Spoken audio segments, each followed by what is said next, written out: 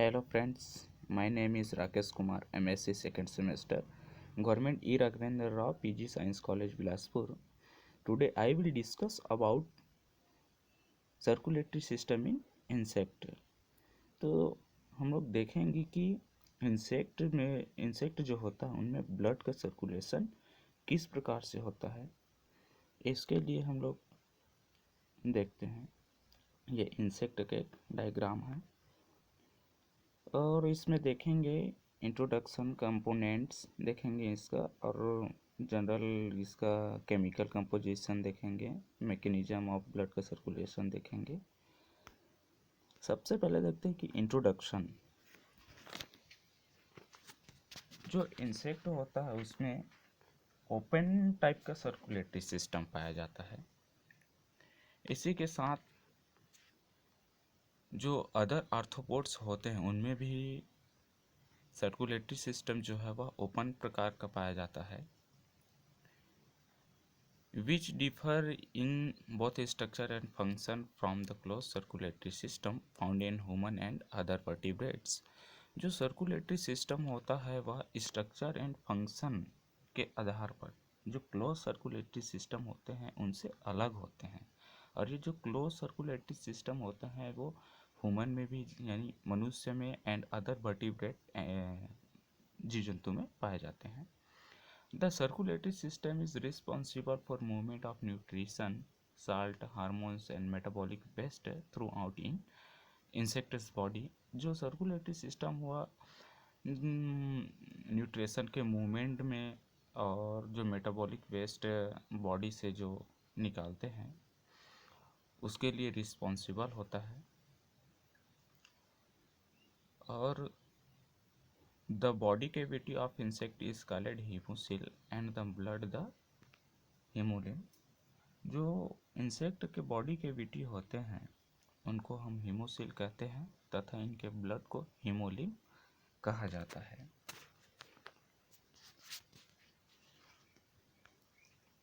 और देखते हैं हीमोलिम्फ।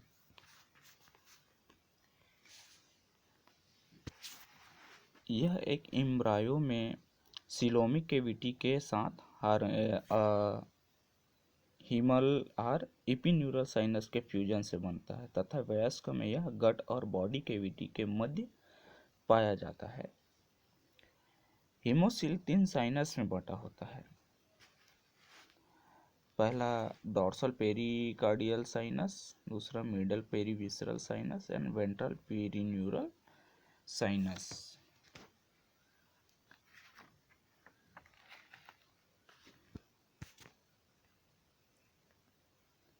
जो मिडल पेरीविसरल साइनस में साइनस से पेरिकार्डियल साइनस डॉर्सल डायफ्रागम द्वारा अलग होता है, जबकि पेरिन्यूरल साइनस वेंट्रल डायफ्रागम द्वारा अलग होता है। जो डॉर्सल एपिकार्डियल पेरिकार्डियल साइनस में डॉर्सल ब्लड वेसल पाया जाता है, जबकि वेंट्रल पेरीविसरल साइनस में वेंट्रल नर्व कार्ड पाया जाता है। इसी प्रकार मिडिल पेरीविसरल साइनस में गट पाया जाता है।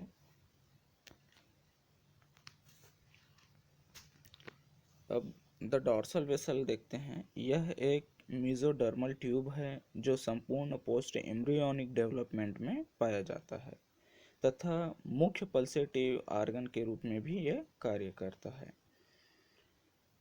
यह मिड डॉर्सल पोजीशन को डॉर्सल डायफ्रागम के ऊपर बरकरार रखता है, केवल सिफेलिक रीजन को छोड़कर जहां ये एलिमेंट्री कैनाल के साथ साथ चलते हैं। ये दो पार्ट में डिफ्रेंशिएटेड होते हैं, the aorta and the heart. तो एरोटा देखते हैं। यह एक सीधी ट्यूब होती है जिसमें कोई छिद्र या वाल्व नहीं पाया जाता है तथा इसका अंतिम छोर डॉर्सल डाइवर्टिकुलम में अग्रसिरे पर ब्लाइंडली पाया जाता है, या यह कभी कभी एक सेक का निर्माण भी करता है जो वेसल्स को एंटीनी आई तथा मैग्जिली को फैलाता है। ये टर्मिनल संरचनाएं एक एसेसरी पल्सेटी ऑर्गन की तरह भी कार्य करता है। द हार्ट देखते हैं। यह थोरेक्स के पश्च सिरे से लेकर एब्डोमेन के टर्मिनल इंड तक फैला होता है। यह सीरीज ऑफ डिलेशन और चैम्बर में विभाजित होता है, जो कि एक दूसरे से विभिन्न कंस्ट्रक्शन द्वारा अलग होते हैं। इन चैम्बर की संख्या इंसेक्ट में के विभिन्न ग्रुप में भिन्न भिन्न होती है, जैसे कॉकरोच में 12 से लेकर मेलोपेगा, एनोप्लूरा तथा हेमिप्टेरा में केवल एक ही संख्या में पाए जाते हैं, और कॉकरोच में 13 हो सकते हैं। ये इंसेक्ट का डायग्राम है। द ऑस्टिया ये दो प्रकार के होते हैं। ऑस्टिया जो है दो प्रकार का होता है, पहला इनकरेंट और दूसरा है एक्सकरेंट। तो इनकरेंट में देखते हैं कि इनकरेंट ऑस्टिया प्रायः सभी इंसेक्ट में पाया जाता है तथा इनकी संख्या हमेशा उस इंसेक्ट के हार्ट के चेंबर की संख्या के बराबर होता है। ये इनकरेंट कैनाल ब्लड को हीमोसील से हार्ट में प्रवेश करने देता है, परंतु उसी समय यह हार्ट से बाहर ब्लड के बहाव को रोक देता है। ये तो हुआ इनकरेंट। अब देखते हैं कि एक्सकरेंट। एक्सकरेंट ऑस्टिया, थाइसनियरा तथा आर्थोप्टेरॉइड इंसेक्ट्स में देखा गया है। ये जोड़ीनुमा संरचना होती है तथा वेंट्रोलेटरल पोजीशन में पाया जाता है। इसमें वाल्व का अभाव पाया जाता है। इनकी संख्या हार्ट के चैम्बर के संख्या से संबंधित नहीं होता। आगे देखते हैं एसेसरी पल्सेटिव ऑर्गन। तो एसेसरी पल्सेटिव ऑर्गन में देखते हैं ये मस्कुलर मेम्ब्रेनस संरचनाएं होती है जो विभिन्न आकार में एपेंडेजेस जैसे एंटीनी, लेग्स तथा विंग के आधार पर पाया जाता है। कुछ वैज्ञानिकों के द्वारा लेटरल वेसल को भी एक पल्सेटिव ऑर्गन के रूप में माना जाता है। पल्सेटाइल ऑर्गन में मुख्य एपेंडेजेस के आधार पर एक एम्पुला पाया जाता है तथा एक डिस्टल ट्यूब्यूल एपेंडेजेस के बॉडी के अंदर की तरफ फैला हुआ पाया जाता है। इन्हें इनके पोजीशन के आधार पर वर्गीकृत किया जा सकता है, जैसे सिफेलिक, थोरेसिक तथा abdominal pulsatile organs. Accessory pulsatile organ प्रायः डॉर्सल वेसल की तुलना में तीव्र गति दर से बीट करता है। और देखें तो एसेसरी पल्सेटाइल जो ऑर्गन होते हैं वह बॉम्बेक्स मोराई में पर मिनट जो है 150 टाइम बीट करता है। फेगोसाइटिक ऑर्गन्स कुछ टेरिडोनाइट्स तथा ग्रिलाइट्स में एब्डोमेन के अग्रभाग में ट्राइएंगुलर शेप का एक सेक पाया जाता है और इसे फेगोसाइटिक ऑर्गन कहते हैं। जो फेगोसाइटिक ऑर्गन का डॉर्सल वॉल फेगोसाइटिक सेल से बना होता है, जबकि वेंट्रल वॉल डॉर्सल डाइफ्रागम के से बना होता है। हार्ट जो है वह फेगोसाइटिक ऑर्गन में लेटरल एक्सकरेंट ऑस्टिया के द्वारा खुलता है। इस ऑर्गन की ल्यूमेन मल्टीन्यूक्लिएटेड फेगोसाइटिक सेल से भरा होता है। ये एक फिल्टर की तरह भी कार्य करते हैं। अब देखते हैं हीमोलिम्फ। हीमोलिम्फ जो है वह एक कलरलेस या ग्रीनिश येलोविश फ्लूइड है जिसमें अनेक संख्या में तथा विभिन्न आकार के सेल या हीमोसाइट पाया जाता है तथा अनेक कार्बनिक अकार्बनिक पदार्थ पाए जाते हैं। यह एक इंसेक्ट के संपूर्ण जो बॉडी का लगभग 5 से 40% भार बनाता है और इसका पीएच मान लगभग 6 से 7% अर्थात हल्का एसिडिक नेचर का होता है। अब देखते हैं केमिकल कंपोजिशन ऑफ ब्लड और हीमोलिम्फ। तो ब्लड में पाए जाने वाले जो केमिकल होते हैं बायोमोलिक्यूल्स, उसको हम लोग देखते हैं कि इसमें क्या क्या पाया जाता है, कि किसका किसका मिश्रण होता है। इंसेक्ट के हीमोलिम्फ प्लाज्मा में लगभग सभी इनऑर्गेनिक तथा ऑर्गेनिक पदार्थ पाया जाता है, जैसे इलेक्ट्रोलाइट्स और ions, free amino acids, proteins, lipids, carbohydrate, organic acid, ester, phosphates, uric acids तथा पिगमेंट etc। इंसेक्ट के हीमोलिम्फ प्लाज्मा विभिन्न मामलों में मेमेलियन सीरम से भिन्न होता है। अब देखते हैं मैकेनिज्म ऑफ सर्कुलेशन। तो ब्लड का सर्कुलेशन कैसे होता है इसको देखते हैं। ब्लड का सर्कुलेशन मोस्टली हार्ट बीट के माध्यम से पूरे बॉडी में होता है तथा एलारी मसल सर्कुलेशन में हेल्प करता है। जो पल्सेटाइल ऑर्गन जो अपेंडेजेस में जो पल्सेटाइल ऑर्गन प्रेजेंट होते हैं वह हीमोलिम्फ को एंटीनी और विंग्स में पंप करता है।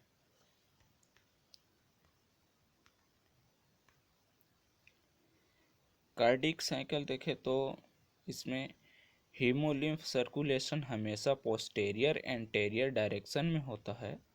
डॉर्सल वेसल मुख्य या एकमात्र सर्कुलेटरी ऑर्गन होता है। डॉर्सल वेसल एक मतलब कॉन्ट्रैक्टाइल संरचना होती है तथा पेरिस्टेटिक वेव प्रायः पोस्टेरियर मोस्ट एंड पर ओरिजिनेट होता है तथा ब्लड की पंपिंग के साथ एंटेरियर एंड पर सिमिलर डायरेक्शन में गति करता है। हृदय क्रमशः एक कार्डियक साइकिल के डिस्टल और सिस्टोल चरणों सहित समान रूप से एक्सपेंशन और कॉन्ट्रैक्शन से गुजरता है। डिस्टोल का प्रारंभ मायोकार्डियम के द्वारा तथा कनेक्टिव टिश्यू से एसोसिएट होता है, परंतु कुछ इंसेक्ट में एलारी मसल के कॉन्ट्रैक्शन के कारण होता है। सिस्टोल का प्रारंभ एक डोर्सल वेसल की दीवार के मसल फाइबर के कॉन्ट्रैक्शन के द्वारा होता है। लेपिज्मा को छोड़कर अन्य कीटों में प्रायः डिस्टोल फेज सिस्टोल फेज से लंबा होता है। कभी कभी डिस्टोल तथा सिस्टोल के मध्य एक इंटरमीडिएट या रेस्टिंग फेज पाया जाता है जिसे डायस्टेसिस कहते हैं।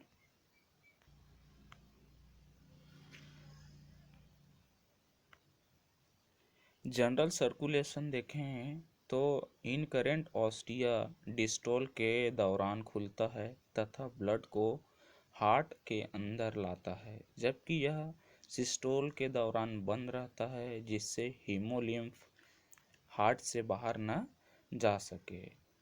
फॉरवर्ड पैसेज के दौरान ब्लड की कुछ मात्रा बाहर निकलने वाली excurrent ostia and lateral segmental vessel के माध्यम से निकलता है। साथ ही हम देखें सर्कुलेशन इन अपेंडेजेस, जो एंटीनी विंग तथा लेग्स होते हैं उनमें हीमोलिम्फ का सर्कुलेशन किससे होता है। तो एंटीनी में जो एसेसरी पल्सेटाइल ऑर्गन होते हैं वो सिफेलिक हीमोसिल से एंटीनी में हीमोलिम्फ को पंप करते हैं, और जो विंग्स होते हैं उसमें थोरेसिक पल्सेटाइल ऑर्गन पाया जाता है जिनके माध्यम से इनके विंग्स में है जो हीमोलिम्फ का सर्कुलेशन होता है। और जो लेग्स होते हैं, लेग्स में भी इनके एसेसरी पल्सेटाइल ऑर्गन पाए जाते हैं जो कॉक्सी से प्रीटार्सस अपोजिट डायरेक्शन में प्रीटार्सस से कॉक्सी के द्वारा इनमें ब्लड का सर्कुलेशन होता है। हार्ट बीट देखें तो हार्ट बीट के जो फ्रीक्वेंसी होता है वह बहुत सारे इंसेक्ट में 14 से 150 बीट पर मिनट होता है। जो 14 से कहा जाए तो 14 बार ल्यूकेनस लार्वी में, और 150 बीट जो पर मिनट होता है वह कैम्बोडिया में होता है। हार्ट पूरे शरीर में हीमोलिम्फ का सर्कुलेशन मुख्यतः हार्ट के स्पंदन से होता है। इसमें एलारी मसल्स के विशेष रूप से सहायक होती है। एंटीनी एवं पंखों के आधारित भागों में अलग से पल्सेटाइल एम्पुली होते हैं जो इन अंगों में रुधिर को पंप करते हैं। और देखें तो पृष्ठ तथा अधर डायफ्रामों तथा हार्ट के एक तरफा वाल्व के कारण जो ब्लड का सर्कुलेशन होता है वह एक निश्चित दिशा में रहता है। ब्लड का सर्कुलेशन को निम्न प्रकार से भी समझा जा सकता है। जो ब्लड का सर्कुलेशन होता है उसमें सर्वप्रथम पंखे के आकार के एलारी मसल जो है वह सिकुड़ती है। इसके फलस्वरूप डॉर्सल डायफ्रागम जो गुंदाकार होता है खींचकर सीधा हो जाता है, जिसके कारण पेरिकार्डियल साइनस का आयतन बढ़ जाता है और जिसके मध्य पेरीविसरल साइनस से ब्लड डॉर्सल साइनस के ऑस्टिया द्वारा पेरिकार्डियल साइनस में भर जाता है। इसके बाद देखते हैं तो इसके बाद जो है एलारी मसल रिलैक्सन अवस्था में आ जाती है, जिससे डॉर्सल डायफ्रागम अपनी पूर्वावस्था में आ जाती है। फलस्वरूप पेरिकार्डियल साइनस आयतन में पेरिकार्डियल साइनस का आयतन जो है वह घटता है, जिससे आए हुए ब्लड पर दबाव पड़ता है और ब्लड ऑस्टिया के द्वारा हार्ट के चैम्बर में भर जाता है। और जब हार्ट ब्लड से भर जाता है जिसके कारण उनमें संकुचन पीछे से आगे की ओर होता है, जिससे ब्लड हार्ट में पीछे से आगे की ओर बहता है। अब हार्ट के संकुचन में ऑस्टिया वाल्व द्वारा बंद हो जाते हैं, अतः हीमोलिम्फ या ब्लड वापस पेरिकार्डियल साइनस में नहीं पाया जाता, नहीं जा पाता है, जैसे कि इसमें हम लोग डायग्राम में देख ही रहे हैं। इस प्रकार हीमोलिम्फ हार्ट में आगे बढ़कर एंटेरियर एरोटा के द्वारा सिर की कैविटी या गुहा में चला जाता है। सिर की गुहा में हीमोलिम्फ अधर तल की ओर पीछे बहकर पेरिन्यूरल साइनस में भर जाता है। थोरेक्स भाग में अधर डायफ्रागम तीनों जोड़ी टांगों के भीतर एक सेप्टम के रूप में होता है। सेप्टम के रूप में इस प्रकार फैला होता है कि लंबाई में प्रत्येक टांग की कैविटी इनर कैविटी का एक भाग पेरिन्यूरल साइनस से तथा दूसरा भाग पेरीविसरल साइनस से जुड़ा रहता है। अतः थोरेक्स भाग में पेरिन्यूरल साइनस से ब्लड टांगों में ही बहकर पेरीविसरल साइनस में आ जाता है। इसके विपरीत देखें तो उदर भाग जो एब्डोमेन पार्ट होते हैं उनमें पेरिन्यूरल साइनस से ब्लड अधर डायफ्रागम के छिद्रों द्वारा सीधे पेरीविसरल साइनस में प्रवेश करता है और पेरीविसरल साइनस से यह ब्लड जो है वह पेरिकार्डियल साइनस में पहुंचकर फिर से हार्ट में पहुंचता है। जो थोरेक्स भाग के पेरिकार्डियल साइनस में पंखों के आधारित भागों के निकट स्पंदनशील एम्पुली होते हैं जो ब्लड को पंखों की शिराओं में पंप करते रहते हैं। इस प्रकार से जो ब्लड है वह इंसेक्ट में ब्लड का सर्कुलेशन एक निश्चित डायरेक्शन में होता रहता है, पूरे बॉडी में उनका ब्लड का सर्कुलेशन होता है। इस प्रकार देखें तो ब्लड का सर्कुलेशन एक महत्वपूर्ण क्रिया है जिसके माध्यम से पूरे बॉडी का संचालन होता है। और रेफरेंस के तौर में देखें तो इंसेक्ट फिजियोलॉजी वी वेगलेसवर्थ और मॉडर्न एंटोमोलॉजी डी.वी. टेमरे की बुक से मैंने इसको लिया है, कुछ नेट सोर्स से भी लिया है। Thanks for watching.